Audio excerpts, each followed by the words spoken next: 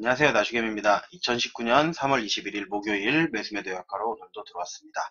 오늘도 시장 종합부터 살펴보도록 하겠습니다. 오늘은 코스피는 상승을 한 장이었고요. 코스닥 같은 경우는 하락을 했습니다. 이 코스닥이 하락한 이유 중에 가장 지금 영향을 미치고 있는 거는 제가 며칠 전부터 계속 말씀드리고 있던 감사보고서 때문입니다. 그러니까 회계 신 감사제도에 의해 가지고 지금 감사하는데 시간도 조금 더 오래 걸리고 이제 조금 더 제출해야 될 서류나 이런 것들이 조금 더 이제 추가를 시키고 이러는 것 때문에 아무래도 이제 지연 제출이라든지 이런 거가 많이 되면서 우려했던 대로다가 감사 보고서를 제출하지 않은 기업들 같은 경우가 많이 이제 떨어지는데, 그 중에도 이제 코스피보다는 코스닥 종목들이 아무래도 그 영향을 많이 받는다. 아무래도 코스닥 쪽이 조금 더 이제 그런 걸 까다롭게 보기 때문에 코스닥 쪽으로다가 해서 감사 보고서 제출이 이루어지지 않거나 아니면은 이제 비적정에 해당되는 감사 의견 거절이라든지 한정이라든지 이런 것이 나올 경우에는 거래 정지가 이루어지고, 이제 그런 것 때문에 아마도 코스닥 쪽이 조금 많이 내려갔습니다. 그 중에 이제 가장 큰 피해를 보고 있는 게 뭐가 있냐면은 아무래도 바이오 종목이 되겠죠. 바이오 같은 경우는 기본적으로 재무 자체가 좋지 않기 때문에 연구개발비라든지 뭐 이런 것들을 회계 처리하는 거에 대한 문제들이 아무래도 많이 있다 보니까 그 바이오 관련된 종목들 같은 경우 아무래도 요번에 신회계감사법에서 가장 이제 피해를 많이 보고 있는 기업들이 아닐까라는 생각이 듭니다. 그래서 코스닥 같은 경우가 그를 주축으로 해가지고 오늘 내려갔고요. 제가 어제도 말씀드렸던 게 뭐였냐면은 분명히 흐름 자체는 코스피가 더 좋다고 말씀을 드렸었어요. 그리고 지금 상황은 중립 상황이기 때문에 어디로 가도 이상하지 않은 지수라고. 그러다 보니까 지금 코스피는 상승인데 코스닥은 하락. 제가 그랬잖아요. 그러니까 코스닥이랑 코스피랑은 따로 놀지는 않는다. 그러니까 잠깐 지금처럼 오늘처럼 따로 놀 수는 있어요. 하지만 결국에는 한쪽 방향을 따라간다. 근데 그 중심은 코스닥은 아니다. 코스피가 중심이다. 라고 생각하기 때문에 제가 계속 상승이라고 여러분들에게 말씀을 드린 거예요. 근데 상승이라고 말해놓고 왜 너는 선물 인버스를 사냐라고 얘기했는데, 선물 인버스를 사실 여기서 사는 게 아니고 조금 더 올라가서 사야 되는 게 맞는데, 제가 이제 요 부분에 오면은 사는 자리가 맞춰서 미리 걸어놨던 거예요. 그러니까 뭐 제가 엄청난 물량을 매수한 것도 아니고 똑같이 이렇게 종목이라고 생각하고선 매수매도를 걸어놓다 보니까 이제 아래 지점에 정확하게 찍히면서 오늘 선물 인버스가 매수가 됐습니다. 코스닥 150 선물 인버스가 매수가 되면서 저 같은 경우는 이제 오히려 이 인버스 때문에 지금 수익을 본 상황이 됐고, 그리고 심지어는 또 제가 가지고 있는 종목들 이제 주로 주력 종목이었던 이제 전기차 관련 종목이라든지 뭐 삼성전자라든지 이런 종목들이 올라와 주면서 이렇게 주가가 하락을 하고 이게 종목이 빠진 종목이 많았지만 이제 수익으로 마감하는 저 같은 경우 좀 이제 특이한 경우가 있었습니다. 그리고 여러분들이 이제 감사보고서 때문에 지금 많이 빠지고 있는데, 감사보고서를 제출 안 한 기업들 같은 경우 여러분들이 이미 물려 있는 경우가 있습니다. 대부분 물려 있는데 여기서 손절하자니 퍼센트가 너무 낮고, 이제 퍼센트가 이미 손해가 나 있는 거죠. 뭐 30%라든지 뭐 40% 손해 나시는 분들도 있을 테고, 뭐 불과 10%라도 어쨌든 손해가 나고 있는데 그거를 잘라내는 게 여러분들이 어려울 거예요. 그럴 때는 방법이 뭐가 있냐면은, 자, 여러분들이 직장을 다녀요. 그러니까 전업투자자랑 얘기 다릅니다. 전업투자자 같은 경우 과감히 잘라내야 됩니다. 근데 대부분 제 방송을 보시거나 아니면 주식하는 사람들이 전업으로 다 하는 경우보다는 이제 부업으로 한다든가 아니면 어떤 이제 투자의 개념으로다가 주식을 접근을 한다라는 거죠. 근데 여러분들이 이렇게 생각하시면 조금 더 편할 거예요. 그러니까 주식을 접근하실 때 가끔 저한테 그렇게 해요. 이렇게 오래 해가지고 마음이 편하냐, 뭐 그렇게 말씀을 하시는데, 편하게 가지지 않으면 주식을 하기가 힘듭니다. 그러다 보니까 지금 같은 이런 상황들이 매년 발생을 하는 거고요. 올해 같은 경우에는 신회계감사법에 따라서 조금 더 어떻게 보면 이게 강화가 되고 지연되는 종목들이 많아지고 이러다 보니까 주가들이 막 폭락을 해요. 근데 그걸 대응하는 방법은 여러분이 그거예요. 내가 전업 투자자예요. 그러면 바로 잘라내야 돼요. 아니면 비중을 축소를 하시면 됩니다. 여러분들이. 어느 정도를 비중을 축소하냐. 그렇게 생각하세요. 마음 편하게 생각하려면 이런 방법도 있습니다. 정지가 돼도 이제 신회계감사법이 또 장점이 생겼어요. 단점도 생겼지만 장점이 생긴 게 뭐가 있었냐면, 코스닥 같은 경우는 6개월 이내에 재감사를 받아야 돼요. 그럼 비용도 많이 들어가고 그 재감사를 안 받는다 그러면 상장 폐지가 되기 때문에 어쨌든 돈을 들여서라도 어떻게든 자료를 맞춰서라도 해야 된다라는 거죠. 그런데 지금 바뀐 법은 뭐냐면, 정지는 물론 됩니다. 상장 폐지 사유가 발생을 하면 거래 정지는 되지만 그렇다고 퇴출을 시키진 않는다라는 거죠.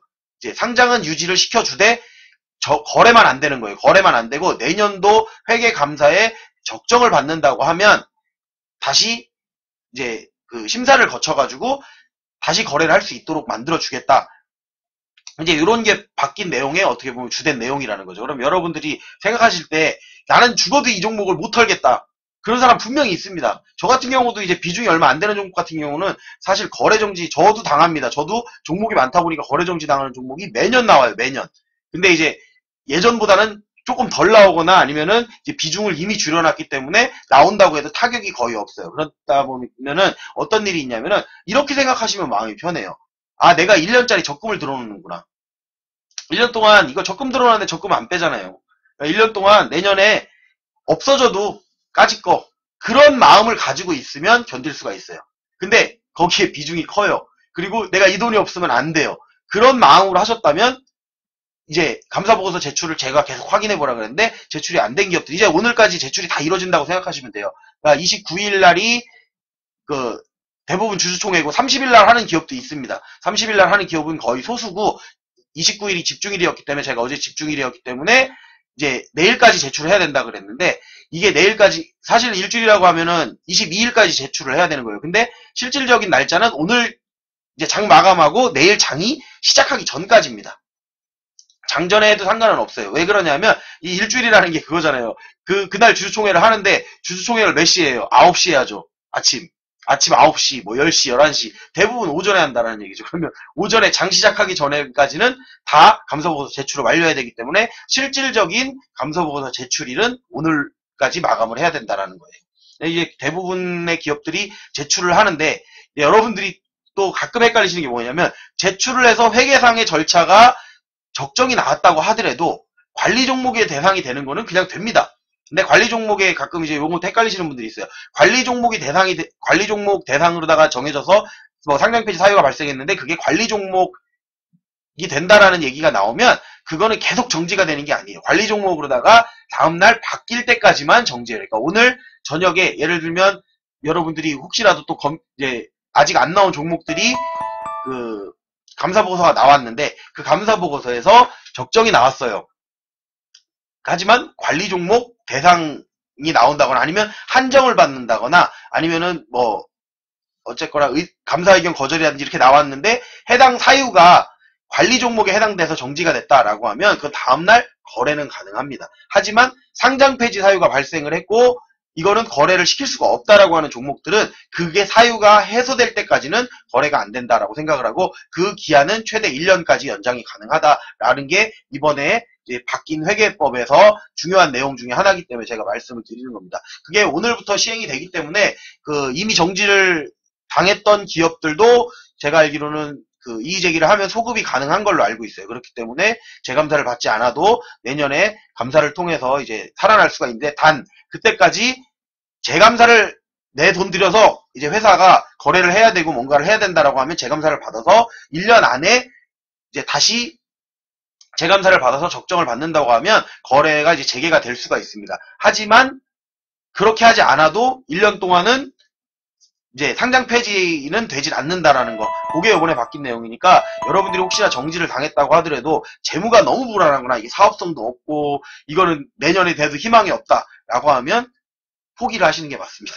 뭐 상장 폐지가 된다 내년에 돼도 포기하겠다 그러면 어쨌든 지금 상황으로서 정지됐다라는 거는 1년 내가 적금을 들어놨다라고 생각하시면 돼요. 근데 재무가 안 좋은 기업들 같은 경우는 이게 정지가 되면 그 안에 이제 많은 일들이 일어납니다. 어떤 일이 일어나냐면 뭐 감자를 한다든지 이렇게 바꿔서 현재 내가 가지고 있는 단가가 내 단가가 아닌 게 돼버려요.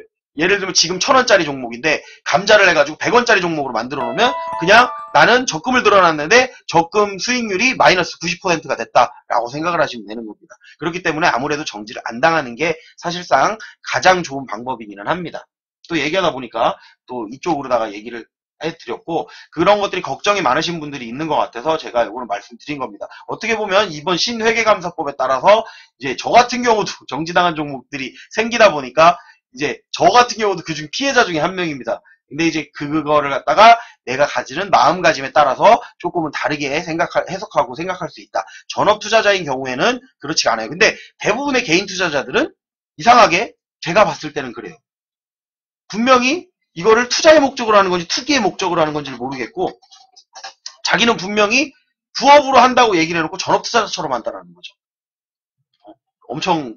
근데 할 거면 포지션을 정확하게 정하셔서 하셔야 돼요. 지금 뭐 미국 증시 같은 경우도 선물 같은 경우 보셔도 이렇게 어디로 갈지 갈피를 못 잡아요. 연준에서 어제 이제 FOMC가 끝나면서 올해는 금리를 동결할 것이다라고 이야기가 나왔죠. 올해는 금리를 동결할 거고 뭐 한 차례 인상이었던 것까지도 좀 완화를 시켜서 동결로다가 얘기를 했고 뭐 2020년에 가면은 한 차례 인하를 할 수 있다라는 얘기까지 나오면서 근데 그게 시장에 이미 예측하고 있었던 범위라는 거죠. 그렇다 보니까 시장이 많이 움직이진 않고 다시 시선은 중국하고 미국하고의 협상이 잘 돼가고 있나로 이제 또 눈이 돌아간 거예요. 근데 중국하고 미국하고의 협상이 지금 계속 뭔가 마찰이 일어나고 있다는 얘기가 나오면서 어디로 갈지 갈피를 못 잡고 있는 겁니다. 중국도 마찬가지죠. 지금 전 세계 증시 자체가 지금은 대개 보합권에서 이렇게 유지를 할 거예요. 그리고 국내 증시 같은 경우는 제가 이제 오늘로써 이제 해소가 된 거고 아마 증시가 내일 오른다 그러면 이제 감사보고서가 다 제출이 됐기 때문에 코스피를 따라서 코스닥에 있는 종목들 중에 적정을 받은 기업들 같은 경우에는 감사의견 적정을 받은 기업들 같은 경우는 이제 어느 정도 자리를 찾아올 거라고 생각을 합니다. 하지만 거래가 터지면서 많이 빠졌던 종목 같은 경우는 당장 올라오는 게 아니기 때문에 그런 거 같은 경우 여러분들이 꼭 주의해서 살펴보셨으면 좋겠다라고 말씀을 드리고 싶어요. 오늘 같은 경우는 거의 올해 들어서 가장 역대급 비차익이 들어왔죠. 역대급 비차익 5,714억이 들어왔는데 요 금액이 다 어디로 쏠렸느냐? 다 이쪽으로 쏠린 겁니다.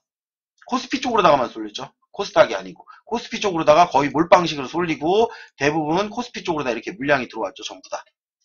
비차익 수매수가 들어온 것들도 이제 코스피로다가 들어오고 그 중에도 또 어디냐? 삼성전자, 하이닉스 그리고 뭐 전기차 관련된 2차전지 관련된 뭐 그런 종목들로다가 좀 유독 많이 쏠렸어요. 유독 많이 쏠리다 보니까 여러분들이 실질적으로 그런 종목을 가지고 있게 저같이 이렇게 그런 종목이 비중이 있는 사람이 아니면 사실상 오늘은 수익 나기가 힘든 장이었을 거예요. 그리고 내일도 이제 내일은 쉽게 말하면 그런 장이 될 거라고 생각을 하시면 됩니다. 아무래도 코스피를 따라가서 움직이는 게 맞다라고 생각해요. 코스피가 코스닥을 따라간다기보다는 코스닥이 코스피를 따라올 것이다. 그러니까 내일 코스피가 내리면 뭐 보합으로 유지된다던가 뭐 그런 식으로 나올 거고요. 코스피 같은 경우가 또다시 상승을 한다고 하면 코스닥도 따라서 올라올 가능성이 많다. 하지만 뭐 장 시작부터 막 갭 띄워가지고 올라가는 그런 모양은 아닐 거고요. 이제 아래쪽에서 놀다가 오후가 되면서 기관이랑 외국인의 수급이 들어오면서 올라갈 가능성이 많습니다. 금요일 날 같은 경우는 개인 투자자 같은 경우가 이제 오후가 되면은 물량을 많이 빼요. 그러니까 아까 제가 말씀드렸듯이 전업 투자자처럼 하는 그런 이제 개인들이 많기 때문에 단타로다가 수익을 내고 싶어 하는 거죠. 많이 과대 낙폭인 종목들 비적정이라고 생각을 했었는데 적정이 나왔어요. 그러다 보니까 물량만 조금 들어와도 일단 글로다가 막 들어갈 거란 말이에요. 그렇기 때문에 윗골이 달리고 내려올 가능성도 많이 있습니다. 그런 종목들 같은 경우.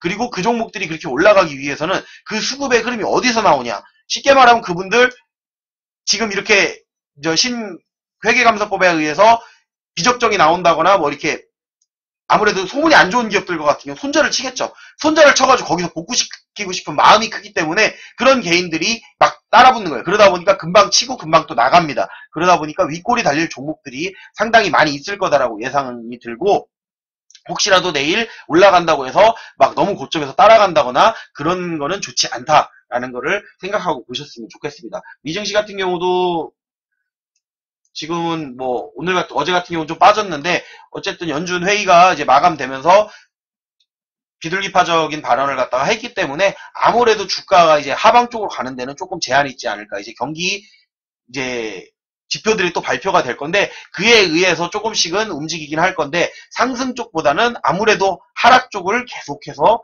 이제 힘이 받치고 있는 상황입니다. 지금 올라갈 수 있는 모멘텀이 부족하기 때문에 하락 쪽을 항상 보셔야 되고 하락으로 잡는 종목들, 인버스 같은 종목들을 언제 잡을 것인가 이제 그런 것들을 살펴보셔야 될 때가 온 거는 맞습니다. 여러분들이. 그렇기 때문에 이제는 무작정 상승으로만 보시지 말고 어느 정도 보수적인 관점으로 대응을 하되 희생되는 종목에 이제 여러분들이 휩쓸리지는 않았으면 좋겠습니다. 그렇게 해서 이제 오늘 요거 시장 종합은 간단하게 마치도록 하고요. 어제 같은 경우에도 이제 저는 이제 오른다고 말씀을 드렸었는데 대차를 어제 확인했었죠. 어제 확인했었을 때 대차가 조금 증가를 했었는데 오늘도 8시 7분이네요. 조금 이따가 한번 장 끝나기 전에는 한번 확인을 해보도록 하겠습니다. 시간이 되면 확인을 하고 아니면 그냥 종료를 해야 될 것 같네요. 현재 시간이 8시 7분이기 때문에 조금만 있으면 저것도 나오긴 할 겁니다. 그리고 차트상으로 봤을 때 코스닥이 먼저 나오니까 코스닥을 볼게요. 코스닥 같은 경우에도 오늘 많이 내렸죠. 코스닥 같은 경우에는 많이 내려서 일단은 제가 말씀드렸던 이 부분을 이제 깨트렸어요. 깨트렸기 때문에 이 위로다가 이제 다시 올라가야 돼. 만약에 내일 상승을 하는데 이 위로다가 올라오지 못하고 이 아래쪽에서 양봉을 이렇게 한다. 이런 식으로 나왔다. 그러면 요거는 빠지는 봉입니다, 여러분들. 요 최소한 여기 지금 절반, 오늘 빠진 거에 절반 이상은 갖다가 채워서 위로다가 올린다든지 아니면 이 시가를 갖다가 어느 정도 돌파하는 모습이 안 나온다 그러면 상승세가 이어지는 게 아니고 하락세가 이어진다라고 생각을 하시면 될 것 같아요. 수급의 흐름도 살펴보셔야겠죠. 외국인이나 기관 수급이 들어오면서 이제 코스닥 쪽으로다가 흐름이 들어온다라고 하면 다시 상승 쪽으로 볼 수는 있겠지만 현재 상황으로서는 상승으로 보기에는 약간의 무리가 있다. 그리고 외국 증시가 이제 그 대외 증시 같은 경우가 오늘 뭐 특별히 좋을 만한 내용이 있는지는 저도 모르겠어요. 그게 뭐 경제 지표가 발표되는데 지금도 미국만 좋아요. 사실 미국 쪽만 뭐 호황이다 어쩌고 하는데 지금 전 세계 증시 다 별로 안 좋고 국내 증시 같은 경우 우리도 수출로 먹고 사는 기업인데 지금 어제 페덱스 같은 경우가 그 뭐라 그래 이거 발표를 했죠. 그 매출을 갖다 발표를 했는데 매출이 상당히 많이 떨어졌어요. 그러니까 전 세계에서 가장 그 운송을 갖다가 많이 하는 이제 미국의 항공사죠. 미국 항공사 페덱스가 이제 운송사 중에 가장 큰 페덱스 같은 경우가 매출이 상당히 많이 떨어지면서 수출이 지금 활성화가 되고 있지 않고 수출길이 좀 많이 막혀 있고 그러다 보니까 또 국내 같은 경우는 수출로 먹고 사는 회사이기 때문에 아무래도 그런 거에 영향을 안 받을 수는 없었다라고 생각하시면 좋을 것 같습니다. 그리고 코스피를 안 봤죠? 코스피 같은 경우는 그래도 흐름을 갖다가 상승 쪽으로 이어가는 흐름이 나왔고 오늘 이제 끌어올렸다가 이제 마지막 부분에서 조금 내리기는 했지만 이게 내렸다가 올라갔다 하면서 위에 이렇게 십자 도지 모양을 이렇게 만들어냈죠. 만들어냈는데 이런 지금 캔들 같은 경우에는 위아래 다 양쪽이 열려있다라고 생각하시면 돼요.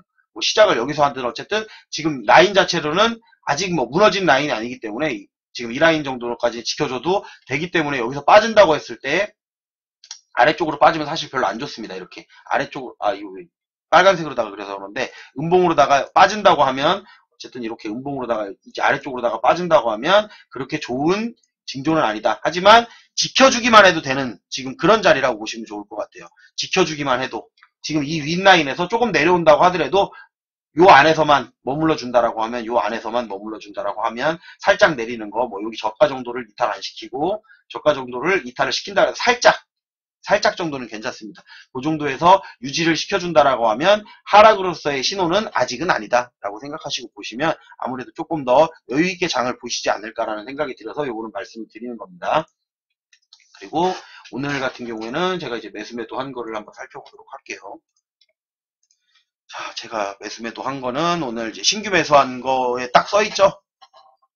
여기 아래 노란색 자막 지나가는데 이제 화요일날 나왔던 거죠. 타이거 코스닥 150 선물 인버스. 근데 그날도 잡으려고 했는데 안 잡혔어요. 안 잡혀가지고 못 산 건데 사실은 사고 싶었던 자리가 있는데 그 자리에서는 안 사졌어요. 안 사졌기 때문에 오늘 혹시나 이 자리 오면 사지면 사야지라고 해서 걸어놨던 거예요. 걸어놨었는데 선물 요게 이제 사지면서 150 선물 인버스. 인버스가 뭔지는 아시죠? 주가가 떨어질수록 수익이 나는 겁니다. 인버스 같은 경우는. 반대로다가 코스닥 150이라는 지수가 떨어지면 떨어지는 만큼 수익이 나는 거예요. 코스닥 이제 150 선물이 예를 들면은 코스닥 150 지수가 1% 빠졌어요. 그러면 선물 인버스는 1%가 수익이고 2%가 빠지면 2% 수익이에요. 근데 이제 요게 곱하기 2 상품이 있는데 곱하기 2 상품이 인버스에는 지금 있나요? 제가 인버스는 곱하기 2 상품을 못 본 것 같아요. 그러니까 그 코덱스는 있거든요. 코덱스 200 선물 인버스는 있어요. 선물 인버스는 있는데 뭐 2배짜리가 있는데 코스닥은 없는 걸로 알고 있거든요. 제가 코스닥은 없는 걸로 알고 있어요. 코스닥은 없기 때문에 그냥 요게 보여서 요걸로다가 매수를 한 겁니다. 그리고 요 곱하기 2 상품은 반대로 올라가면은 2배로 떨어지는 거고 포인트에 이제 곱하기 2로다가 생각하시면 돼요. 1%가 이제 지수가 1%가 떨어지면 요거는 수익이 1% 오르는데 곱하기 2 상품이라고 하면 지수가 1% 떨어질 때 요거는 2%가 수익이 나는 뭐 그런 구조라고 생각하시면 됩니다. 코덱스 200 선물 같은 경우는 있습니다. 선물 인버스 같은 경우는 곱하기 2 상품이 있기 때문에 그거 같은 경우는 지수에 곱하기 2배로 움직인다. 그리고 그런 거랑 같은 개념으로 보시는 게 그냥 그 코스닥이라고 있고 또 레버리지라는 게 레버리지는 또 곱하기 2 상품입니다. 그럼 곱하기라고 표시가 되어 있지 않고 이름이 그냥 레버리지라고 되어 있습니다. 레버리지라고 되어 있는 상품 자체가 그 인버스 곱하기 2랑 뭐 같은 내용이라고 생각하시고 보시면 좋을 것 같습니다. 하지만 근데 요거는 약간 보험용으로 다 들어오는 거라고 생각하시면 돼요. 코스닥 같은 경우 지금 지수가 반대로 놀잖아요. 코스닥이랑 코스피랑 따로 놀기 때문에 저 같은 경우는 아무래도 코스닥보다는 코스피 지수를 코스닥이 따라간다라고 생각하는 항상 생각을 하고선 보는 편이기 때문에 그 등락의 폭이야 코스닥이 좋을 때는 더 좋아요.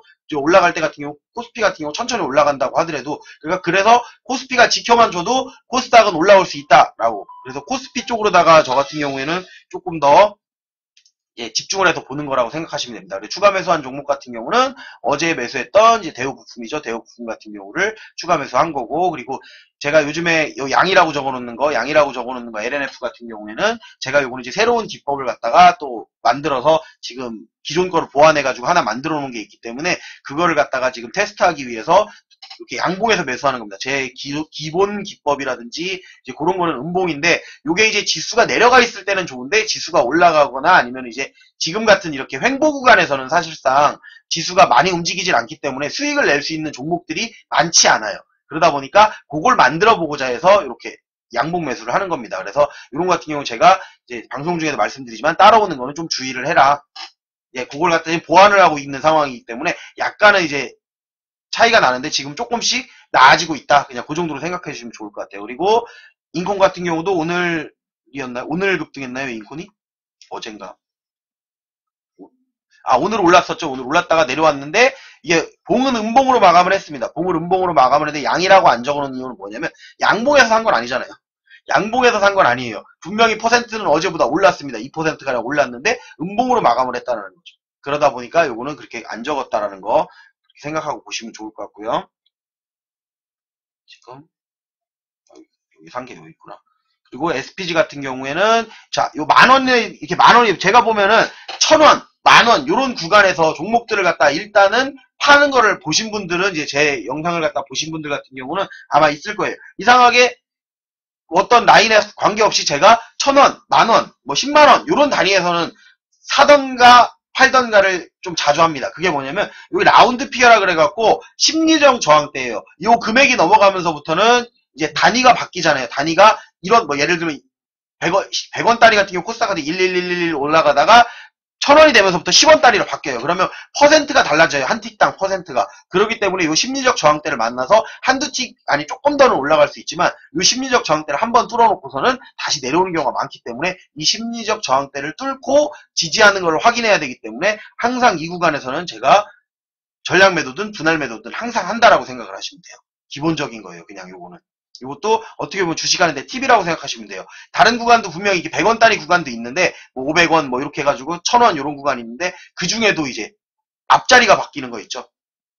앞자리가 하나 더 늘어나는 거. 999원에서 1,000원을 간다든지 아니면 9,950원에서 만원이 간다든지 이런 구간들. 그런 구간은 심리적으로 다 한 번 올라가도 무너져 내릴 가능성이 많습니다. 그러니까 내가 거기서 분할 매도를 하지만 아래로 많이 내려가면 또 살 수 있는 기회가 있는 거기 때문에 분할 매도로 한다고 생각을 하시고 대응을 하시면 된다라고 생각을 해서 요거는 보여드리는 거고요. 그리고 뭐 다른 거 같은 경우 그냥 추가 매수한 거, 요거는 양봉 매수한 거, 그리고 종가에는 이제 요 종목, 자 요거 위험한 종목입니다. 왜? 감사보고서가 제출이 안 돼 있었고 오늘까지 제출해야 되는 기업인데 제출이 안 돼 있었기 때문에 그래서 매수를 했습니다. 근데 어떤 생각으로 매수를 했느냐? 만약에 이게 물려서 추가 매수를 했는데 또 물리면 1년짜리 적금을 들어놨다라고 생각하고 매수한 거예요. 그렇기 때문에 당연히 그 생각을 하고 매수를 하는데 물량을 갖다가 몰빵을 하진 않았겠죠. 올라갈 거라고 생각을 해서 매수한 건 맞아요. 하지만 만약에 여러분은 항상 그걸 생각해야 돼요. 올라갈 것 같아요. 근데 모르는 일이에요. 그거는 감사보고서를 갖다가 내가 그냥 이게 거짓말처럼 감사보고서에다가 적정 이렇게 써가지고 보고라는 게 아니란 말이에요. 외부 회계를 감사라는 데에서 오면 그걸 갖다 이제 감사를 해가지고 그 내용을 알려주면 그걸 공시하도록 돼 있어요.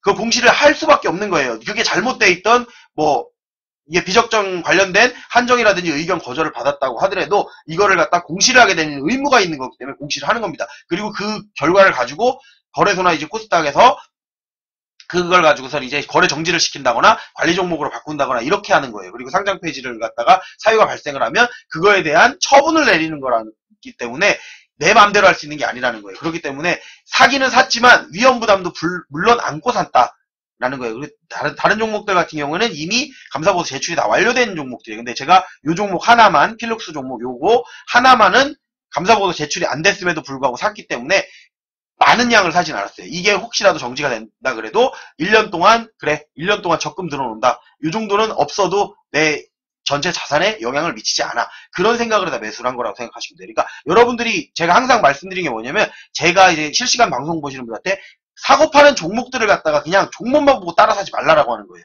마음이 다르잖아요. 나는 대박을 치려고 들어오는 사람이랑 아 이거 혹시나 이렇게 잘못돼도 여기서 또 사야지 미리 계획이 있는 사람이랑은 다른 거예요.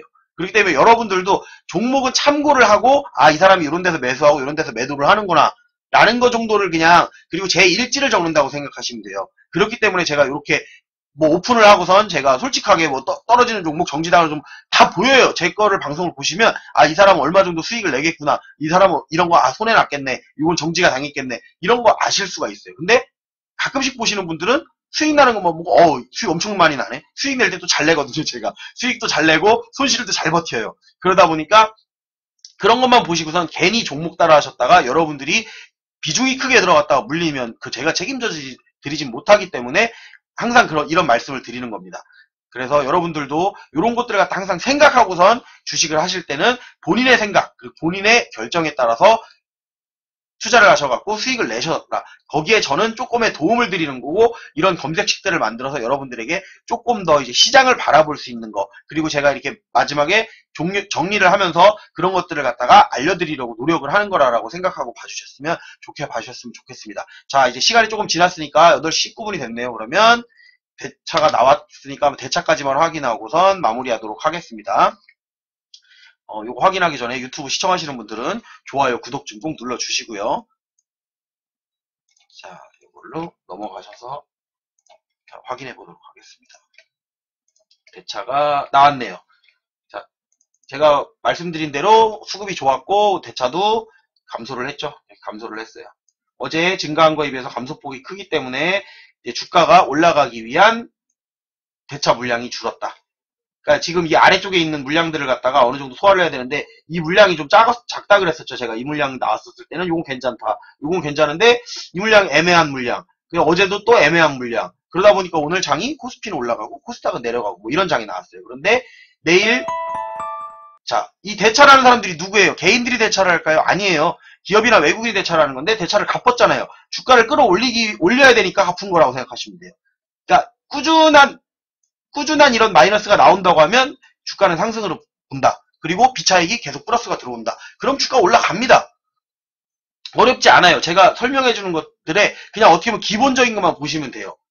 그리고 주가가 오늘 코스피 같은 경우는 어쨌든 올라갔는데 대차가 감소를 했죠. 올라가면 대차는 증가한다 그랬는데 감소를 했죠. 그만큼 많이 대차를 상환을 했다라고 보시면 좋을 것 같습니다. 그렇기 때문에 주가는 상승 쪽의 힘이 아직은 조금 더 강하다라고 생각하고 내일은 이제 올라간다고 하더라도 이제 너무 겁먹지는 마세요. 떨어지는 종목, 그 종목은 내가 감수를 해야 되는 거예요. 정지를 당하든 뭐를 하든 감수할 생각을 하고선 아니면 잘라내고선 들어온다고 하더라도 종가까지 지켜보시고 매도하는 이제 그런 방법을 쓰시면 조금 더 여러분들이 수익을 극대화하거나 조금이라도 더 먹을 수 있는 뭐 그런 장이 되지 않을까 생각합니다. 그리고 장중에도 물론 수급을 봐야 되지만 일단은 제가 예상하기는 그렇게 간다라고 생각하시고선 그냥 참고만 해주세요. 여러분들의 의견을 존중합니다. 저는 이렇게 해서 이제 오늘 방송은 여기까지 마무리하도록 하겠습니다.